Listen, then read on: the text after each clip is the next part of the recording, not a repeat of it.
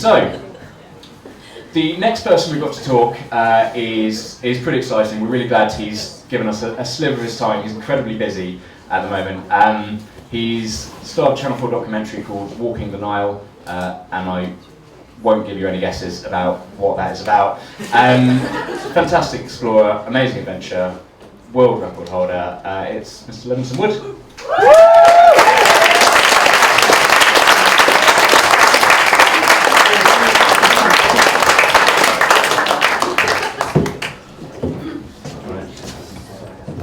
So we're just going to do a quick Q&A with Lev, really. I mean, first off, do you want to just tell them a bit about yourself? What makes you awesome? Okay, thank you. So I like the theme of serendipity. I think you hit it on the head there. When I was in the army, so I've never talked about escape the city. I've never actually been in the city.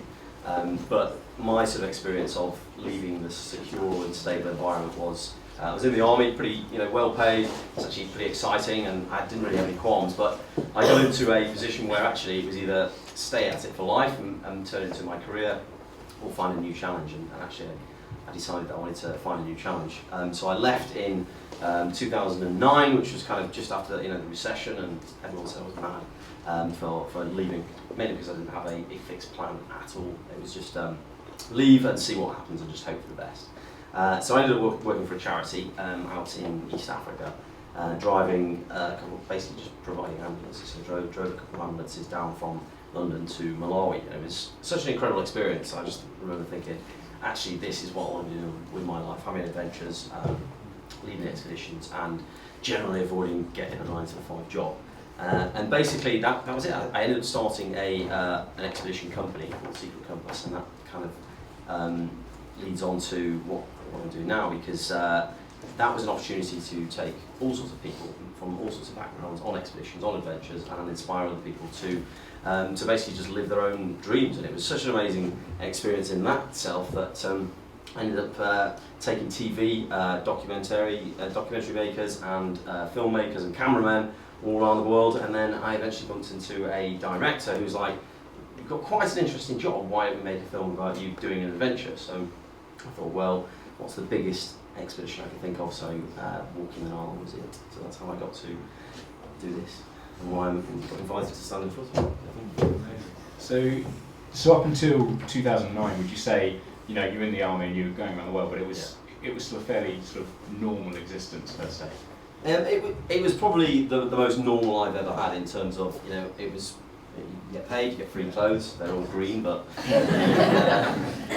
it was pretty easy in the sense that it wasn't a 9-to-5 job, but it was very much a stable existence.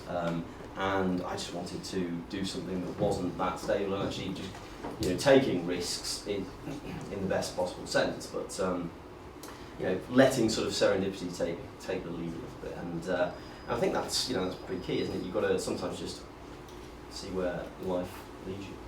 So how did it come out? So you drove the ambulances to Malawi? To Malawi, yeah. What was the story behind that? What were the dots to connect? I think it was, I think I fell in love with Africa at a very young age. I hadn't really spent much time there. I did the whole sort of, when I was just before I went to uni, did the whole gap year thing, went down to southern Africa, went to Cape Town and all these beautiful places. But I really wanted to try and understand a bit more about how the continent ticks, and some of the more off the beaten track places.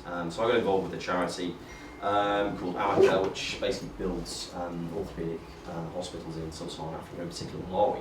And it was just basically the founder of the charity was like, "We need 2 ambulances for the hospital. Would you mind looking into purchasing or finding them somewhere? Perhaps they've bought them from Kenya." I thought, well, actually, a really good opportunity here to have an awesome adventure. So I bought 2 knackered old Land Cruisers off eBay for £3 each. I've got no idea about cars, so I had to sort of teach myself basic mechanics and how to change a tyre. And then painted them white. Stuck a siren on the top, and then drove 2 months to Malawi, and it was brilliant. It's the best thing I ever did. And as a result, I thought, this is how I want to live my life. Yeah. So what did you move on to after that? And did you find, actually, once you'd done that, you suddenly started thinking, I can do all these different things now? Yeah, I mean, it was a risk in the sense that, basically spent all my savings anyway working for this charity. Didn't pay, so it was a case of, right, well, how can I live a fulfilling life that enables me to travel? You know, that was, I basically sort of wrote a list of what I enjoyed. Travel was certainly up there. And try to figure out how to make that work as a lifestyle for a start. And I think you can actually do this as a part-time occupation, or as a part-time sort of hobby, or you can just try and make it your life. And I went for the latter, purely because I just didn't want to get bored. and thought, well, I've got no idea about business. I was in the army; it's a fairly regimented lifestyle, but I'd had a sort of niche experience I'd got experience leading expeditions to play, various different terrains, environments, and there's plenty of people out there that want to go on adventures and want to sort of take advantage of that. So I think if you've got a niche, if you've got something you're good at, then work to your strengths, and that's what myself and my business partner did. We set up a company, and basically thought, well, where's the most ridiculous place we could go, in the world? And this was back in 2011. So we led an expedition horse riding in Afghanistan, and it sold out in about 2 days. So just thought, well, there's people daft enough to want to come to Afghanistan, I'm sure we can go to slightly less dodgy places. So we went to, the next place was Kurdistan. That one sold out too, and then we kind of grew and grew and grew, and now we're running about sort of 40 expeditions a year. So. Amazing. Yeah.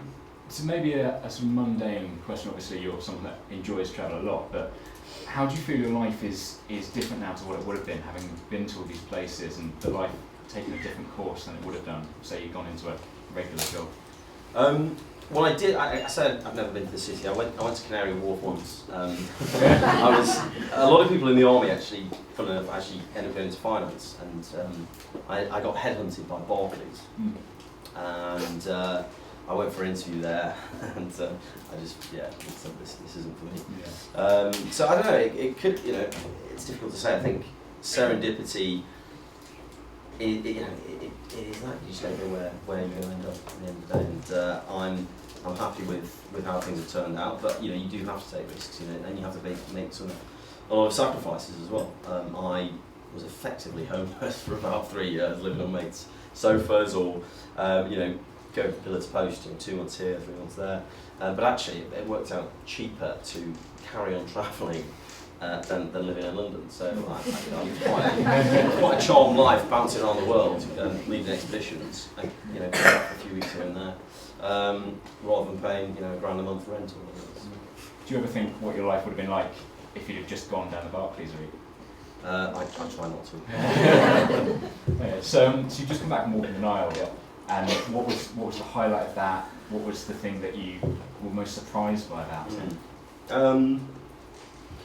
I think, for me, the walking the Nile. I mean, the sales pitch effectively to sponsors was, I'm going to try and be the first person to walk down the world's longest river. But really, it wasn't about breaking records or about getting from A to B. It was just a really good opportunity to showcase Africa in the 21st century, or part of Africa in the 21st century, and hopefully try to change people's perceptions, to show the truth.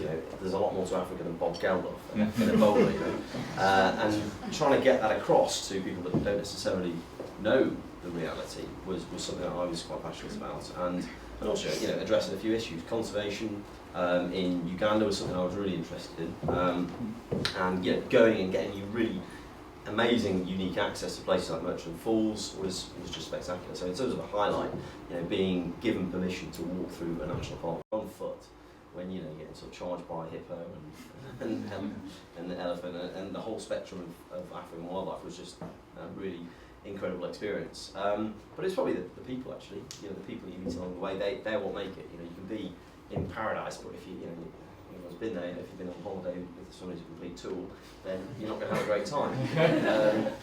But likewise, I was really well looked after the whole way.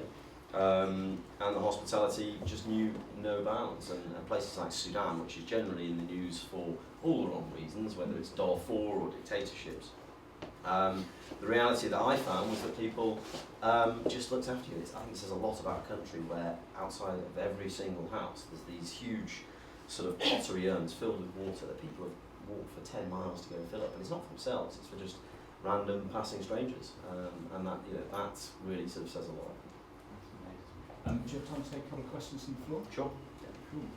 Right. Hugo, straight away. Would you say that your military background helped you in setting up your sort of company and what you wanted to do? And what advice would you have for people without that looking to do a similar thing? Sure. I mean, it helps in terms of your skill set and your experience, but probably more in terms of, I guess, credibility. Because especially if you're working with corporates, whether you're working with brands and working with TV, they're like, well, who are you to be able to do this? You've really got to sell yourself, and that's not something the army trains you for. You sort of quite the reverse, but breaking out and having to really sell what you're good at, it was quite a challenge because you've got to sort of showcase what your skills and experience are. I think for people that don't necessarily have that experience, it's not certainly not a showstopper at all. There's plenty, most I guess travel companies or travel organisations are run by people who just are passionate about travel. I think enthusiasm and I think just gutsiness it goes a long way. And obviously the more experience you can get, or qualifications, or the demonstrable abilities obviously helps. But I think actually the key thing in any sort of entrepreneurism is definitely enthusiasm and taking those risks. Hand shot up at the back there. Back here. One of the things you often hear is people get scared or fear kind of paralyses them. Yeah. What are you scared of? I think you're right. I mean, that's always going to be the hardest part, especially if you're taking risks that mean you have to change the way that you live. And I think that it's just a fear of change, isn't it? If you're going from either a comfortable existence into something that could potentially go drastically wrong, obviously people get scared. But actually, what's the worst that can happen? Really, money is money, yeah. But I think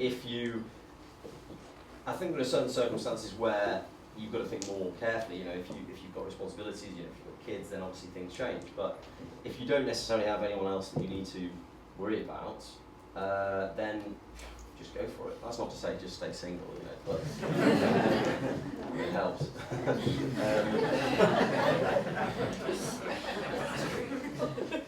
I'm scared of crocodiles, especially after walking up down the Nile.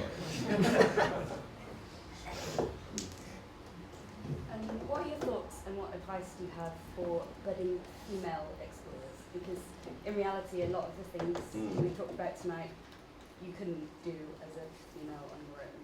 Sure. Well, for the start, there's not enough. I think definitely, I'd definitely encourage more people.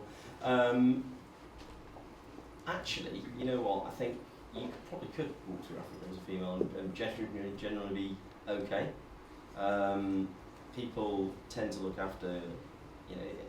What I found was when the film crew came out, and they came out for a couple of weeks ago, it was that there's generally a lot more that can go wrong. People see you as a bit of a walking sort of dollar sign when you've expensive equipment and cameras and whatnot. But I think if you play things, if you go low key and you're on your own, generally people look after you.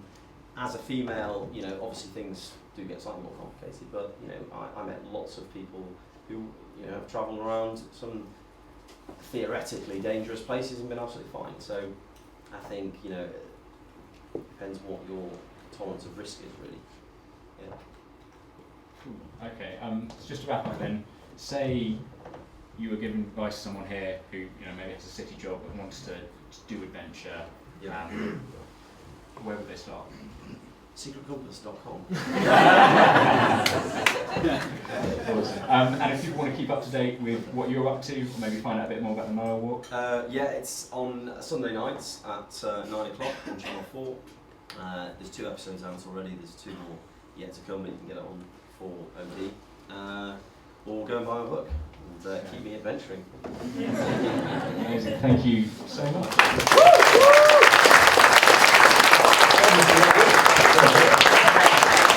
So we're coming